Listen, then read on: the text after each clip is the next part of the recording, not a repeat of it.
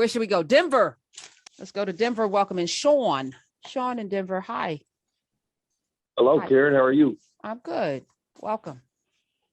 Well, thank you. First time caller. I mean, I've been listening to you guys all day. Just kind of tuned in because of the shooting situation. I liked your last little deal on like black or not. Like I actually lived in Atlanta for like 7 years, and my mom's white, my dad's black, and my kids are Mexican. You know, their mom is of Mexican descent. She is full bred. I am like a mixed breed. Breed. You know, all of this breeding. Are y'all dogs?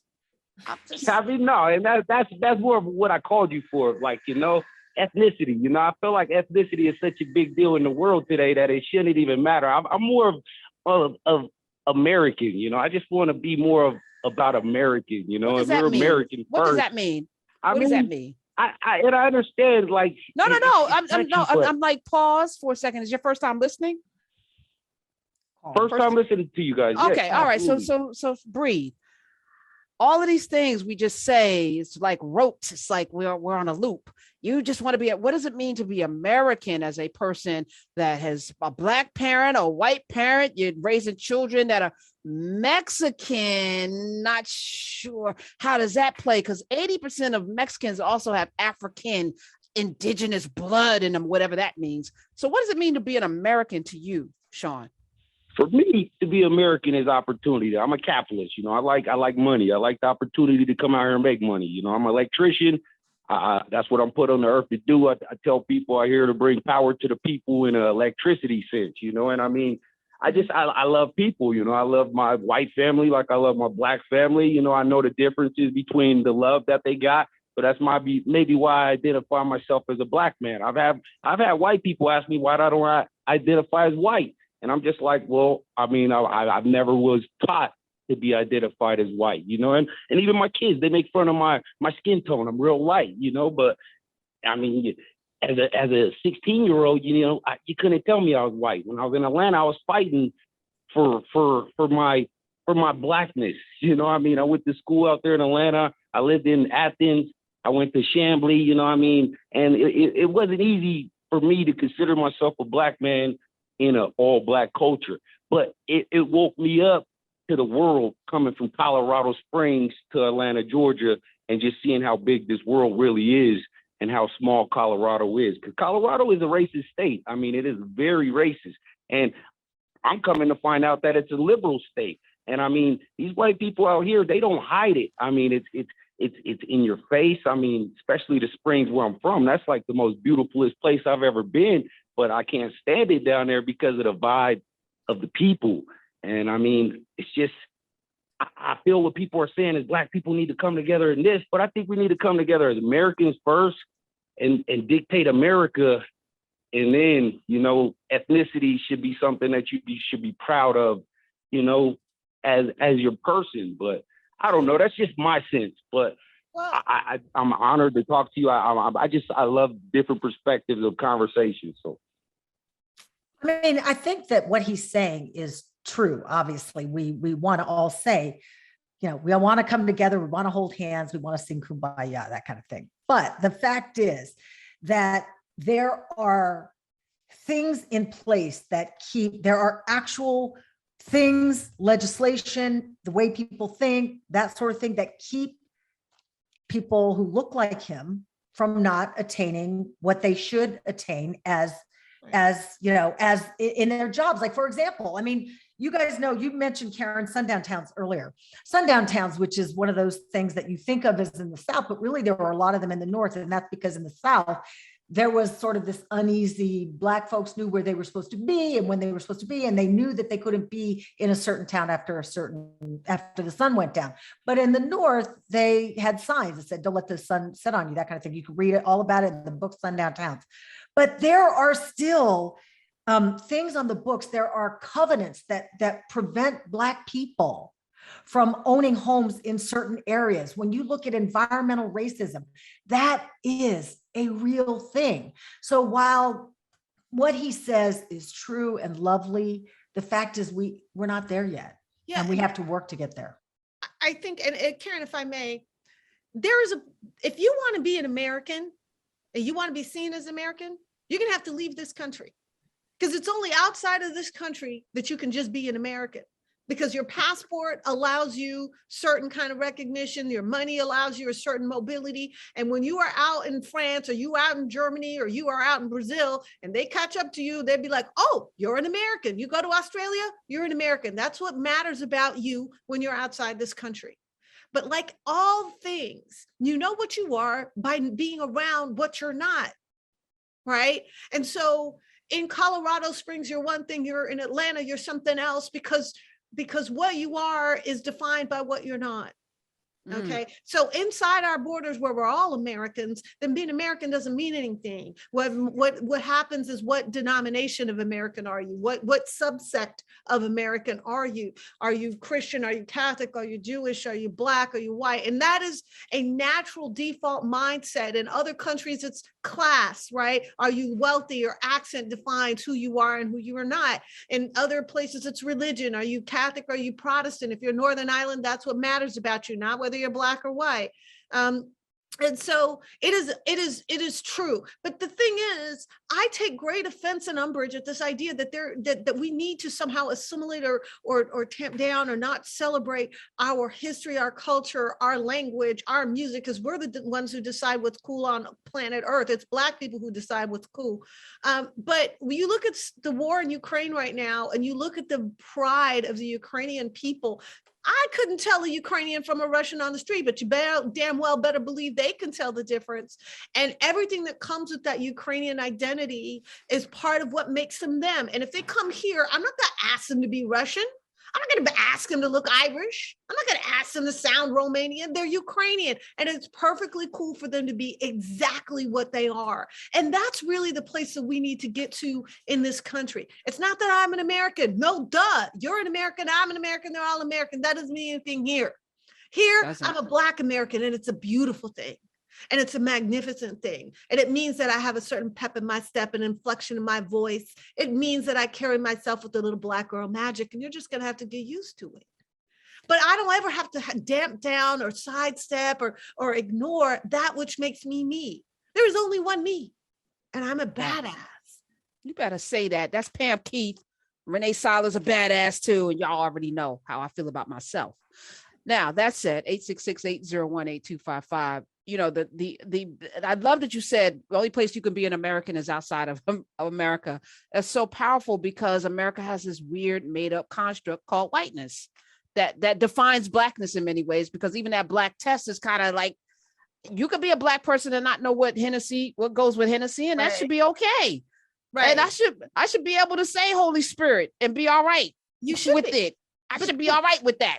But Karen, that's just it. There's the Blackness of your culture, whether you catch these cultural, and then there's the Blackness of your color, right? Because you could be Sikh and be mistaken for Black, right? And get shot by the police anyway.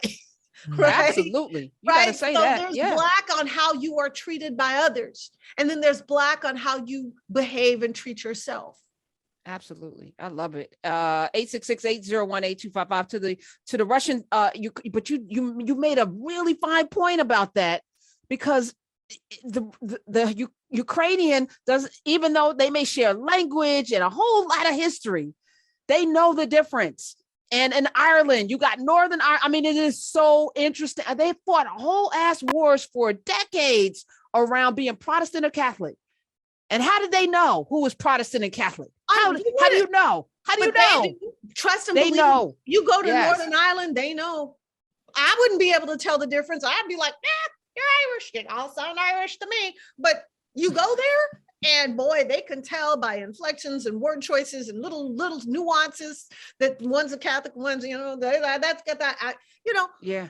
But my point is, powerful. You shouldn't be ashamed to be Irish, any of that, Catholic, or ashamed to be Irish Protestant. You are what you are. You should be celebrating that. And so to me, my view is, what makes America amazing is that we can have all these different nuances and subtleties and variations and mixes. And that's what makes us so dang special. Our strength is our diversity. Unless you believe to be American is to be white, and anything that is not that deserves death. And that's where we are right now across the board. That's where we are. And that's the danger. Yeah. And that's, and it's so twisted. It's so twisted, because there's a lot of white countries on this planet, but there's only one America. And it's because we're not white that we're special. I originally brought Pam Keith on to talk about this crazy laws because she's a lawyer, and now they're forcing people who are raped to have babies. But I feel like this is part of this. They're going to replace us. To allow for someone who's raped to have a child tells me that they plan on raping people to force them to have babies. That's what it feels like to me, Pam Keith. Like this, they want to make room to rape people with impunity so that they can force them to have babies. Yeah, I mean, this is one of those few areas where I'm like, well, because they're not interested in making black babies or brown babies. They only want to make white babies. Let's be honest. But well, wait, in making the brown and black babies, who the only people who will not be able to afford to have abortions, because people with money will always be able to have abortions, period. Sure, they always have. Sure, so they're also creating an underclass. Hold on, they're creating an underclass of people who will do those jobs that James called up, because they will do those jobs and not be just happy to have those low paying jobs because they got babies now. So there's two things going on at the same time, because they're pushing people out of the country, so they don't have those immigrants to kick around anymore. So you're creating an underclass in the future, because they play a long game. We don't play a long game. They play a long game. So they're seeing a world of poor black people and brown people with children who are going to be forced into these labor jobs that we need, and rape of white women to make them have babies. I think two things are happening. I think that's certainly a plausible look. I mean, they're absolutely wanting white women to have to bear the babies of their rapists and whatever. So, and that's what was controversial. I told you I had that little tweet that I put out, and I got called from CNN and Nashville NBC affiliate. And I'm like, what? But apparently when I put out that the Tennessee had made Plan B illegal, or, that they were outlawing it, people got upset. Women were getting upset all over the place. Now, it wasn't my intention to do that, but what ended up happening was that Tennessee had to come back and explain what they really did, which was nearly as bad. So the clarification didn't appease the audience. It was like, oh, so you're going to make something else now? Oh, you outlawed something else. Okay, just as bad. Okay, right. Okay, so I'm still mad. And so I guess at the end of the day, it comes down to this. We are either going to be passive in this time and allow our autonomy to be taken from us, or we're not. And that's what's really about. It's not actually about abortion. It's about the idea that you have autonomy over yourself, right? And what Roe v. Wade in its original iteration was saying was not that abortion is right or it's wrong, but that all of the rights and privileges of the Constitution don't mean anything if you do not have right of privacy and autonomy in your own self and in your own personal choices. And if you don't have that, then you're not free.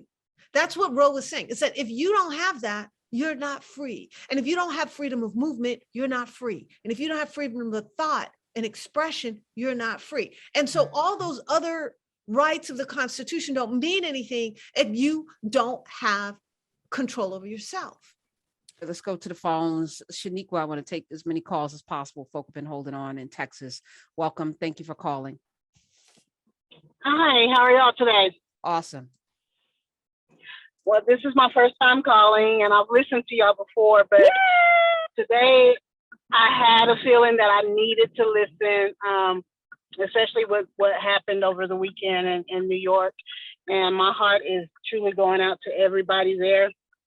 I don't have any relatives in New York, but when it comes to us Black folks, I feel like we are related anyway. So I wanted to comment about the whole being Black in America, what that looks like, because that's a very relevant question to me. I'm a light-skinned Black woman. My mother is more on the chocolate side. My father is what we call red bone Black, because we do have Indian in us, that is proven. So what does that mean as a light-skinned Black person to be Black in America? Because, baby, I was teased as a little light-skinned Black girl by my own people. I had to fight for my Blackness. So somebody explain that to me. Okay. It is called white nationalism and white terrorism that afforded certain privileges by law to people based on the gradation of their skin tone and hair texture. And then we assumed the anti-Blackness, and then we foisted it upon one another because, as we just mentioned with our caller, James, you're going to kick your dog and not your boss. You're going to take out your frustrations on the people in your household. As you read Viola Davis, I'm sure her father was very, very put upon as he came home and had to confront all of the children that he couldn't feed. So the mother got all of the whooping, not the person that wasn't actually paying him a living wage and allowing him to be a full man in this country. So this is what we do, but this is where we got to do the work among ourselves to eradicate the anti-Blackness among us. And the trauma that you experience, a lot of other quote unquote light-skinned it, and I love Black people that say that, people experience. My father had the opposite. As a very dark-skinned man, he was called a gold dust twin. He and his brother, who were 11 months apart, the gold dust twins, and every kind of jigaboo and everything, to the point where he psychologically, married the lightest woman he could find because he didn't want his children to be saddled with that. We got trauma. We got trauma upon trauma upon trauma with its roots in white nationalism and white terrorism. And the work that we have to do within our community to eradicate that must be at the forefront of this move to free ourselves. We got to start with us. So there's that. Pam, before we, because military, we got like 4 minutes left. You're in the military, we're at war. And I do feel that we have been at war since the Civil War, since even probably before the Civil War, since they brought us here and changed, we've been at war. Now that we're here, we don't know. We're like that frog in the water being boiled 1 degree at a time, looking around, it's like, what's happening? What tactic should be deployed in a community that is under siege from within and without? Well, I mean, the first thing we have to understand is what powers do we have and what powers don't we have? We don't have the power to pick up guns and shoot white people. That is not something we have, right? Let's just get real about that. The last power that we have is to emphasize or to leverage what we can do politically and socially. We have the power of influence through our artists and our thought leaders, our influencers, and too many of them think it's that they're use their platform to entertain and not to inspire and not to organize. But ultimately, our biggest power is the power of the political pen. And the problem is we get mad because so many of our elected officials let us down. And they let us down because their system that they have been elected into doesn't really allow them to flex. If they flex too much, they're gone. So they are tamed. And then we'd be mad at them. But why would we be mad at the tamed person who still cares about you than to make room for the person who's got their knife out for your throat? Because there's only so many seats there. So it's either going to be occupied by somebody who loves you, somebody who tolerates you, or somebody who hates you. And here we are as Black people thinking like it's okay to not vote, to not exercise our power, to not be present, to not be involved, and let people who actually hate us take power. That's crazy. That's ceding turf in war. Right? That's like letting the enemy in war have the tanks and the airplanes because you can't make them go fast enough. So you're just gonna let the other side have them. Like that's crazy. So from a military tactical position, Karen, the answer is this: take nothing for granted. Be tactical about everything.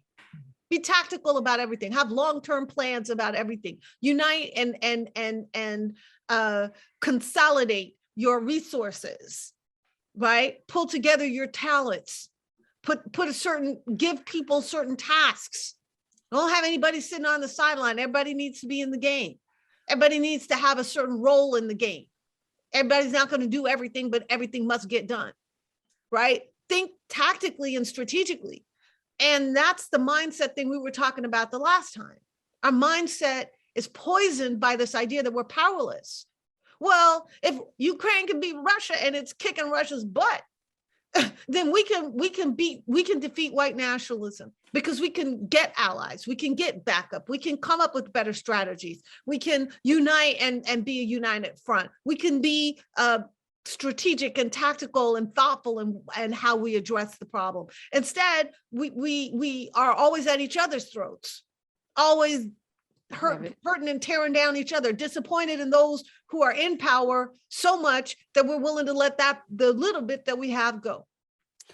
I want to continue this along this, because this has to be moving forward where we sit. We can't do anything about what happened in Buffalo. Thoughts and prayers are not going to change anything. I want to also, again, one more time, Aaron Salter Jr., 55 years old, retired, 30-year veteran of the Buffalo Police Department. He now is an ancestor killed while trying to save people's lives Saturday. Pearl Young, 77, former teacher, Buffalo School District, born in Alabama. Hayward Patterson, deacon in the church, would drive people to the grocery store. Often he lost his life helping somebody put bags in their car. Ruth Whitfield, 86. Catherine Massey, 72, killed in a shooting. Andre McNeil, 53. Roberta Drury, 32, here to help her brother, who had just gotten bone marrow transplant in 2010, run his store. Celestine Cheney, 65. Geraldine Talley, 62. And Margus Morrison, 53, father of 3, not here anymore because Cretan decided to take lives. Pam Keith, thank you for being here.